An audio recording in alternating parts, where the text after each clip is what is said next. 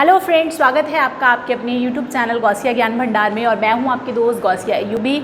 और आज मैं एक आईपीसी का बहुत ही इम्पॉर्टेंट टॉपिक आप लोगों के लिए लेकर आई हूं, जो कि बहुत ही ज़्यादा ज़रूरी है हमारे लिए जानना। और ज़्यादातर इससे क्या होता है, इस पनिशमेंट से अपराधियों की जो है रूह काँप जाती है। तो गाइज़, जानने के लिए वीडियो को एंड तक ज़रूर देखिएगा। अगर आप लोगों ने अभी तक चैनल को सब्सक्राइब नहीं किया है, चैनल को सब्सक्राइब कीजिएगा, वीडियो को लाइक कीजिएगा एंड शेयर करना भी मत भूलिएगा। तो आज हम बात कर रहे हैं the most dangerous punishment under IPC.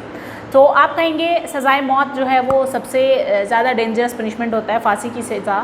तो गाइज़ ये वो सबसे जाहिर सी बात है, उससे ऊपर तो कोई सज़ा ही नहीं है ना। फांसी की सज़ा जो होती है अपने आप में एक जो है बहुत ही बड़ी सज़ा होती है, उसके बाद तो कुछ बचता ही नहीं है। लेकिन उसके अलावा भी एक सज़ा ऐसी है जो बहुत ही डेंजरस सज़ा है। आप लोगों ने नाम सुना होगा सॉलिटरी कन्फाइनमेंट, यानी एकाकी परिरोध या एकांत परिरोध भी आप कह सकते हैं। कुछ लोग काल कोठरी के नाम से भी इसको जानते हैं, या कुछ लोग इसको अंडा सेल भी कहते हैं। इसमें क्या होता है, जो अपराधी होता है उसको 6x6 के सेल में रखा जाता है। तो गाइज़, इसके बारे में पूरी बात करते हैं, समझते हैं कि क्या है ये एकांकी परिरोध। ठीक है, अगर हम लोग बात करें एक प्रिंसिपल ऑफ पनिशमेंट्स की, ठीक है, जिसका रिलेशन जो है सीधा हमारे भारतीय विधि शास्त्र से है, यानी कि हमारे इंडियन जूरिस्प्रूडेंस से है। तो इसमें एक शब्द आता है एक्सपायरेटरी थ्योरी ऑफ पनिशमेंट, यानी कि प्रायश्चित्ता का सिद्धांत। ठीक है, देखिए अपराधी को सज़ा क्यों दी जाती है, किन किन चीज़ों की वजह से, मतलब क्या करने के लिए अपराधी को सज़ा दी जाती है कि या तो वो अपराध ना करे, है ना, अपराध से प्रिवेंट करने के लिए उसको रोका जाता है, या फिर क्या किया जाता है, उसको रिफॉर्म करने के लिए, है ना, या तो उसको सुधारने के लिए किया जाता है, उसको रोकने के लिए सज़ा दी जाती है। तो जब भी कभी कोई अपराध करता है तो अपराधी को अपराध ना करने के लिए, यानी कि अपराध को से रोकने के लिए, प्रिवेंट करने के लिए, या फिर रिफॉर्म करने के लिए डिफरेंट सज़ा दी जाती हैं। तो जैसे जिसने एक बार अपराध किया वो दोबारा अपराध करने के लायक ही ना रहे, या फिर उसे अगर हमेशा के लिए हमें रोकना है तो हम उसको डेथ पेनल्टी दे देते हैं, है ना। तो यहाँ पर क्या होता है, कुछ टाइम के लिए भी कारावास दिया जाता है। तो अब अगर हम देखें, बेसिकली आप लोगों ने सुना होगा कि पाप से घृणा करो, पापी से नहीं, है ना। तो ये अपने आप में क्या है, रेफॉर्मेटिव थ्योरी ऑफ पनिशमेंट के अंडर आ जाता है, क्योंकि हमें अपराधियों से घृणा नहीं करनी है, अपराध से घृणा करनी है।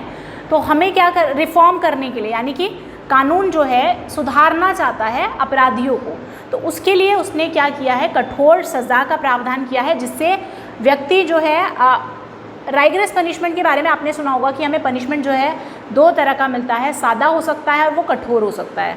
ठीक है, तो कठोर कारावास का ही एक पार्ट है एकांकी परिरोध, यानी कि एकांत परिरोध, जो आईपीसी के सेक्शन 73-74 में बताया गया है।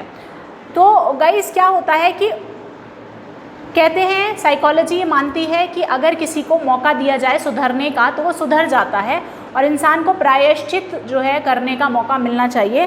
तो बेसिकली अगर सुधार करना हो तो उसे सुधार का अवसर देना आवश्यक होता है। तो माना ये जाता है कि सॉलिटरी कन्फाइनमेंट दे के, यानी कि उसको अकेले उस अंडा सेल में, या फिर आप काल कोठरी कहें, उसमें रखकर क्या होगा, वो अपने कर्मों का जो है प्रायश्चित कर सकता है, राइट।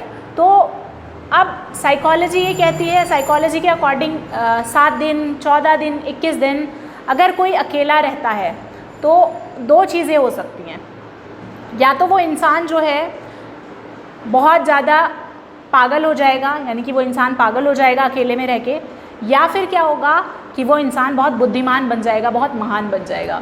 तो जो महान होने के चांसेस हैं वो थोड़े से कम हैं, क्योंकि वो 100 में से किसी एक के पास होते हैं वो चांसेस, कि कोई 100 में से कोई 1-2 ही मिलते हैं ऐसे महान जो अकेले में रह के प्रायश्चित करके महान बन सकते हैं। लेकिन मैक्सिमम चांसेस जो रहते हैं वो पागल होने के रहते हैं। तो अब इसके लिए भी क्या है, इसके लिए भी जो सॉलिटरी कन्फाइनमेंट है उसकी अवधि को बांध दिया गया है, यानी कि ड्यूरेशन को उसके बांध दिया गया है। तो कठोर कारावास के तौर पे जो है ये सॉलिटरी कन्फाइनमेंट दिया जाता है। तो इसकी ड्यूरेशन गाइस बता रखी है अलग अलग तरीके से। तो अगर हम लोग देखिए आईपीसी के बेर एक्ट की बात करें, इंडियन पेनल कोड के बेर एक्ट की बात करें, इसमें सेक्शन 73 हमें बताता है कि जब कभी कोई व्यक्ति ऐसे अपराध के लिए दोषसिद्ध किया जाता है जिसके लिए न्यायालय को इस संहिता के अधीन उसे कठोर कारावास से दंडादिष्ट करने की शक्ति है, तो न्यायालय अपने दंडादेश द्वारा आदेश दे सकेगा कि अपराधी को उस कारावास के लिए जिसके लिए वह दंडादिष्ट किया गया है, किसी भाग या भागों के लिए, यानी कि या तो पर्टिकुलर पार्ट या पार्ट्स के लिए, जो कुल मिलाकर 3 महीने से अधिक के ना होंगे, यानी 30 मास से अधिक के ना होंगे, निम्न मापमान के अनुसार एकांत परिरोध जो है उसमें रखा जाएगा। अर्थात कहना क्या चाहता है, अगर कारावास की ड्यूरेशन होगी 6 महीने, यानी कि 6 महीने से ज़्यादा का नहीं है, यानी कि 1 महीना है, 2 महीना है या 6 महीने, यानी कि मैक्सिमम 6 मंथ है, 6 मंथ से ज़्यादा की नहीं है, 6 मंथ से नीचे की है, तो उसको 1 मास से अनधिक समय जो है एकांत परिरोध में रखा जाएगा। उसके अलावा अगर कारावास की अवधि 6 महीने से ज़्यादा की है लेकिन 1 साल से ज़्यादा की नहीं है, यानी कि 6 महीने 1 साल के बीच का टाइम पीरियड है, तो उसको 2 महीने के लिए एकांत परिरोध में रखा जाएगा।